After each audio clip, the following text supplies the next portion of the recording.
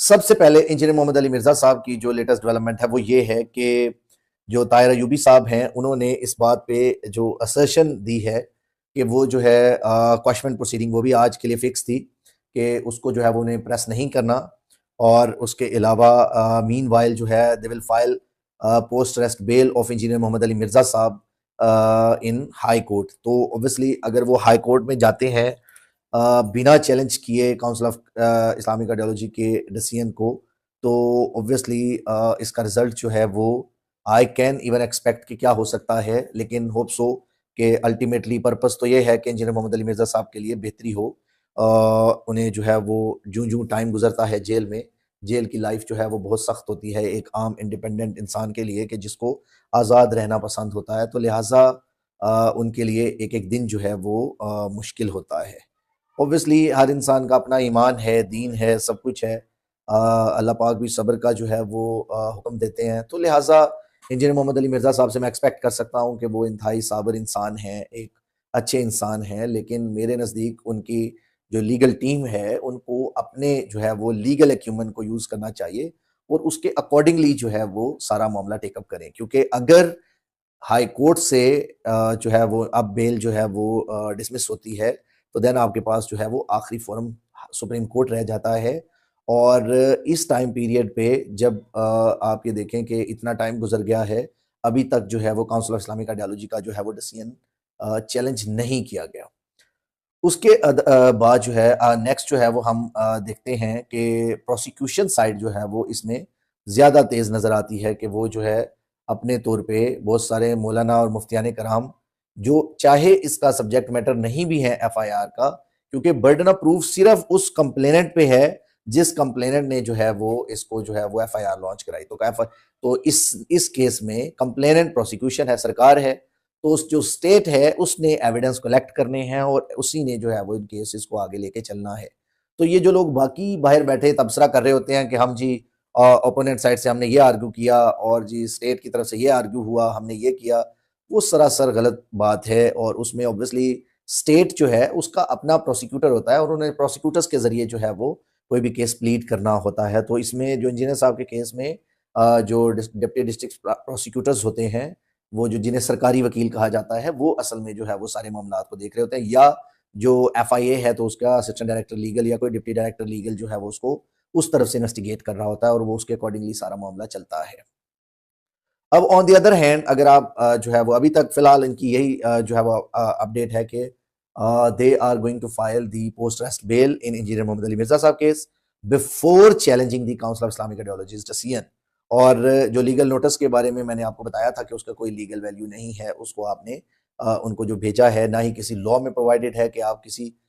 ऐसे कॉन्स्टिट्यूशनल अदारे को जो है वो लीगल नोटिस भेज के कहेंगे कि जी आप अपना जो डिसीजन है उसको आप वापस लें। तो ये कहीं किसी लॉ में नहीं प्रोवाइडेड, एक्सेप्ट के अगर आपके मनी या रिकवरी के सूट्स हैं तो उनमें ये मामला होता है। और इसके साथ साथ हम डिस्कस करेंगे जो टीएलपी के मामलात हैं, इसमें साद रिजवी साहब हैं या उनके भाई हैं, वो अभी तक स्टेट कहती है कि वो अभी तक मिसिंग हैं और वो उन्होंने अपने आप को हाइड किया हुआ है। और कुछ फोटोग्राफ्स अभी जो हैं वो डीआईजी ऑपरेशंस जो हैं वो सिंह के वो जो है इन्होंने पूरा तशद्दुद जो है वो लॉन्ग मार्च था और उसके अंदर जो है वो पुलिस वाले बहुत सारे जख्मी हुए। एक दो को तो मैं पर्सनली जानता हूँ कि जिनको जो है वो जो शदीद ज़ख्मी हुए। और एक जो है वो थाना फैक्ट्री एरिया के जो इंस्पेक्टर थे वो जो हैं उनको गोलियां लगी और वो जो है उनकी डेथ हुई उस प्रोटेस्ट के दौरान। तो ये अगर कोई ये कहता है कि पुलिस में से कोई ज़ख्मी नहीं हुआ या कोई पुलिस वाले को गोली नहीं लगी या उसको जो है वो कोई ऐसा मामला नहीं हुआ, तो ये गलत बात है। और दूसरी ऑन द अदर साइड अगर हम ये कहें कि जो टीएलपी के जो कारकुनान हैं या उनके जो फॉलोअर्स थे जो प्रोटेस्ट में थे, उनकी तरफ से जो है वो अगर तशद्दुद या कोई पत्थर या ईंटें नहीं बरसाई गई, तो ये भी मानने वाली बात नहीं है। क्योंकि हमने बहुत सारी वीडियोस जो है वो देखी हैं, उसके अंदर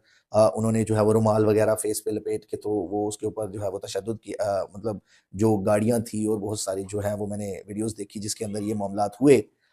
हाउएवर दोनों तरफ से नुकसान हुआ है। जब स्टेट ने अपनी फोर्स यूज की है और टीएलपी ने और टीएलपी के कारकुनान ने जो है वो अपनी फोर्स यूज की है, और उसमें जो है ऑब्वियसली डैमेज जो है वो दोनों तरफ से हुए। और ये इंटेंसिटी ऑफ डैमेज जो है वो अभी डिटरमिन नहीं की जा सकती। लेकिन इसमें आप एक चीज जो है वो मेक श्योर करें, एक चीज ये माइंड में रखने वाली है कि इसमें इस ये जो अभी मामला हुआ है इसमें जो सिमिलैरिटी है वो बेसिकली 9 मई के साथ जो है वो आप इसको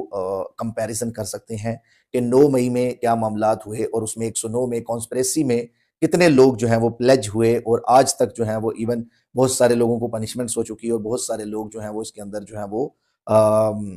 जिनको ट्रायल का सामना है अभी तक। और इसी तरह अभी आप ये देखें कि जो अभी मामलात हुए हैं जो टीएलपी के, जो इनके ऊपर एफआईआर्स हुई हैं, मेरा नहीं ख्याल कि कोई सेक्शन बचा है जो इनके ऊपर ना लगा हो। और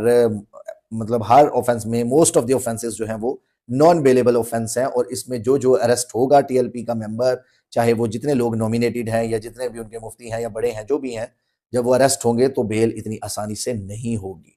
तो in another word we can say that कि अभी टीएलपी के लिए बहुत मुश्किल जो है वो टाइम है, और इसमें जितने मौलाना और मुफ्तियान कराम हैं जिनके जो नॉमिनेटेड हैं, या उसके अलावा 3-4 हज़ार जो लोग वैसे जो नामालूम के खाते में जो एडजस्ट होंगे, वो भी एक जो है वो बड़ी ख़तरनाक बात है, क्योंकि एक जो क्रिमिनल लॉ का एक प्रोसेस है ट्रायल का या रिमांड्स का, चाहे वो फिजिकल रिमांड है या जुडिशियल रिमांड है, तो वो एक बड़ा एक टफ सिचुएशन है। और इसमें लोग जो हैं वो कंक्लूजन निकाल लेते हैं कि भाई एक शख्स जो है वो अरेस्ट हुआ है तो इसका मतलब है कि वाकई उसने जो है वो कोई ऑफेंस किया है। ये ज़रूरी नहीं है। तो इसलिए ये कॉन्सेप्ट भी लोगों को चेंज कर लेना चाहिए कि अगर इंजीनियर मोहम्मद अली मिर्ज़ा साहब को अरेस्ट किया गया है तो उनका मैटर अंडर इन्वेस्टिगेशन है, और उनकी सेफ्टी और सिक्योरिटी और उसके अलावा वैसे उनको जो है वो इम्प्रिजनमेंट में रखना,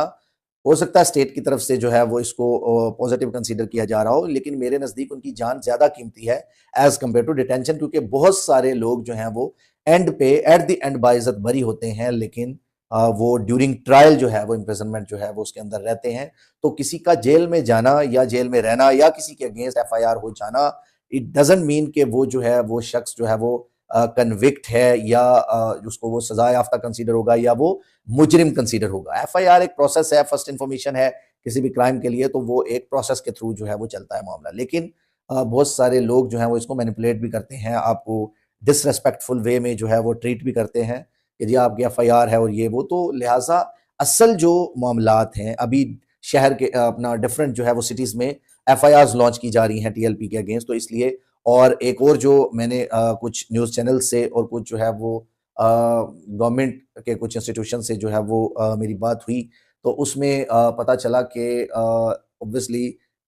माइट पॉसिबल के जितना तशद्दुद और जो मामला टीएलपी ने किए हैं, इसके बाद जो है शायद इसको जो है वो बैन कर दिया जाए, और इसमें जो है वो डिफरेंट न्यूज़ चैनल्स हैं उनमें टिकर भी चल रहे थे।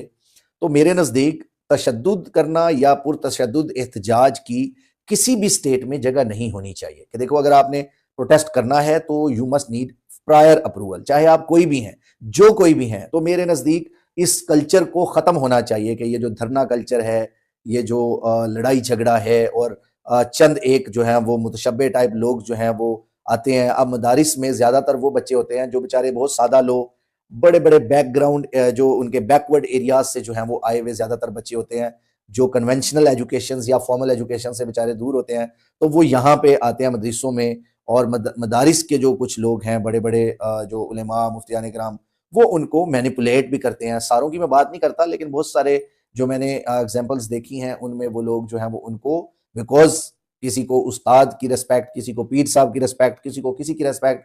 तो इस लिहाज से वो जो है वो अपने मदारिस के बच्चों को जो है वो प्रोटेस्ट पे लेके जाते हैं। उसमें कुछ बहुत सारे बच्चे मजबूर होते हैं, और बहुत सारे बच्चे जो हैं वो क्योंकि रहते वहीं हैं तो उनको जो है वो किसी तरीके से मिसयूज़ किया जा सकता है। तो लिहाजा अभी जो ऑनगोइंग सिचुएशन है मुल्क की, अफ़गानिस्तान की तरफ अलग जो है वो जंग का माहौल है, और पीटीआई जो है वो उनकी तरफ से भी रिमार्क्स बड़े अफ़सोसनाक हैं, because you are the citizen of Pakistan, और आप जो हैं वो इस तरह के जो हैं वो बयानात जो हैं वो दें किसी पाकिस्तान के अगेंस्ट या स्टेट के अगेंस्ट या किसी स्टेट के पिलर के अगेंस्ट, तो ये नामुनासिब सी बात है।